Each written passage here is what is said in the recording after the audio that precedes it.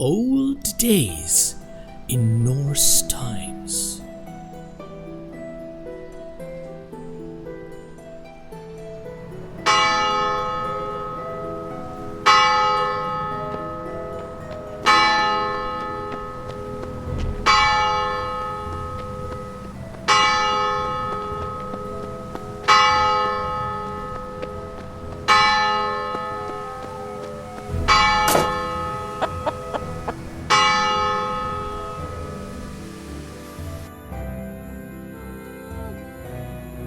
Nightfall in those times conjured fear, and the young sheltered from it.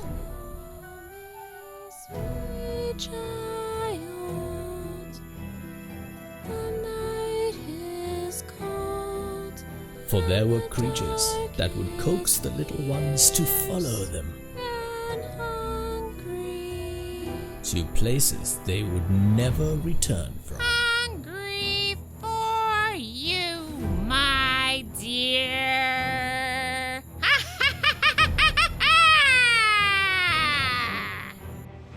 Did you kill it?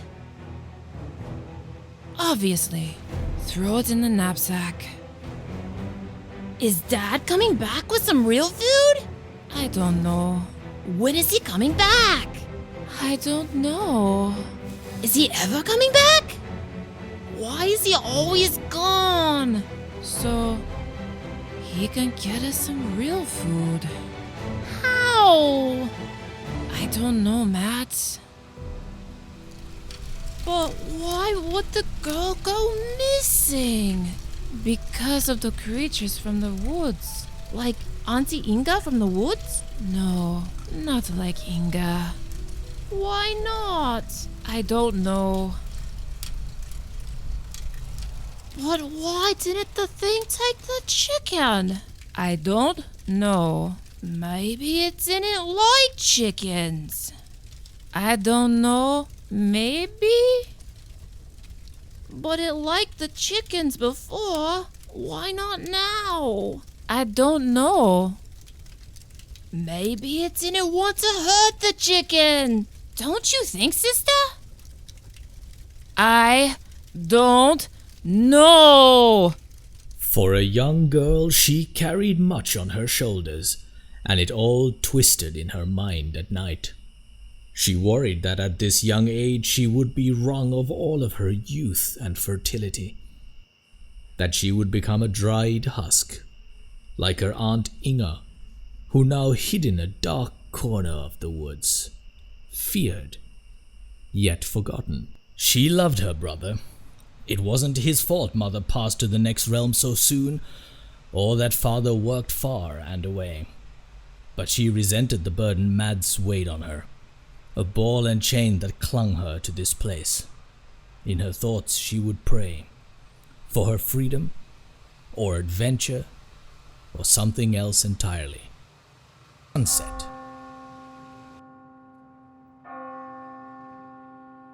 What if just one chicken isn't enough? It'll be fine, Matt. It's always fine. Maybe we should put two. I said it'll be fine. If you want to put another chicken, go ahead. No, I don't want to go outside now. Uh-huh, that's what I thought. I'm scared. Can you hold me? You're not a baby anymore. Go to sleep. But maybe we should. Nothing ever happens. Now shut it. Oh. Later that night.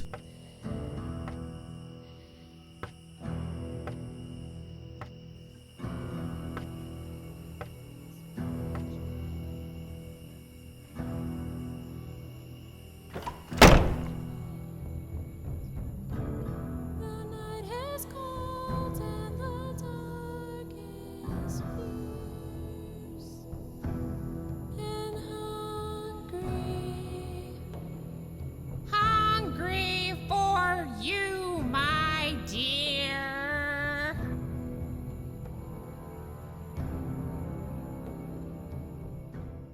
next morning.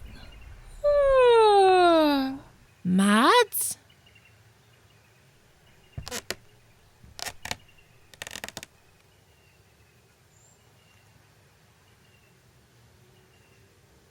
Guilt and sadness swallowed her whole.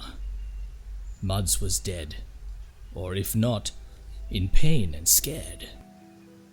She was certain that it was her prayers that had targeted her brother, certain her selfishness had brought him suffering. Legend was that the creature that stalked this place would keep the child alive in her dwellings to face an untoward fate. Was she just going to let it happen? She couldn't.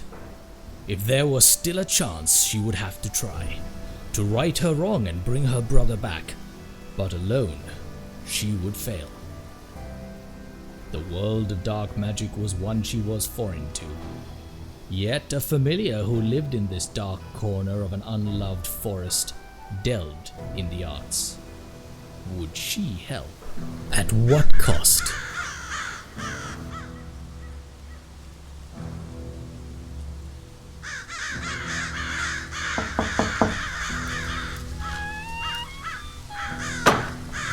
Sit down, Johanna. Come, join your Auntie Inga.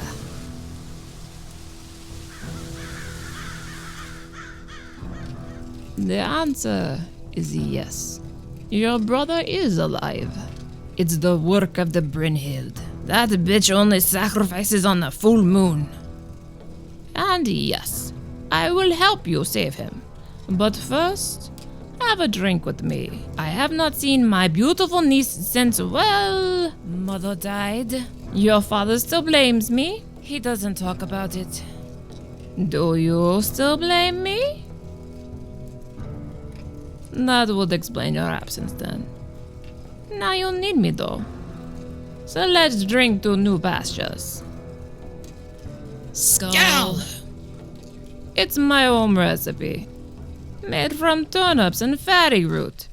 It's good for fertilizing a growing girl like you. It'll give you tits like watermelons. Me, I just use it to end my days. Face down. Now good, that seals our deal. I didn't agree to a deal. Can't family ask for help? Mads is not my family. Not my blood. Not like you. I'm growing old, my niece. I'll need an apprentice. Someone to pass on all I've learned and gained in this life. Before it soon ends. You're my sister's daughter. The last piece of her that remains. You're obligated to carry on a great tradition. And if not, make your peace with Mads. I am not asking for a favor. I'm here collecting a debt. You owe me, Inga. Fine, my dear. Just as once. And so they journeyed, Inga leading with her flame magic and sorcerer instinct. They made their way through the unloved forest, to a path that led downwards, that many a child had walked, induced by that witch's power. They stepped into the gaping bowels of Brynhild's lair, a place stagnant with death. Mads would lie close, but so would Brynhild.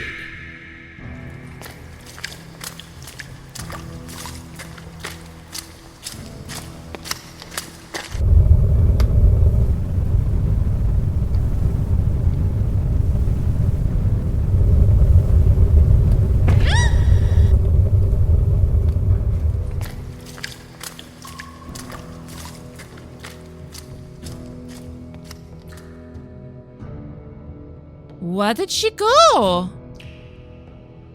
I'm here. Come closer. Let me skin a cat for supper. And I'll feed your leftovers to your little brother.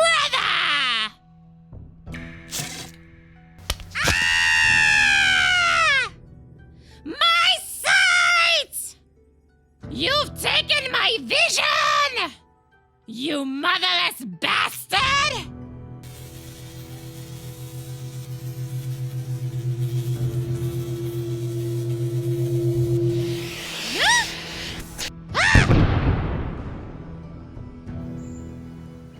And so it was. A past forgiven, and a partnership formed. The boy was found and brought home.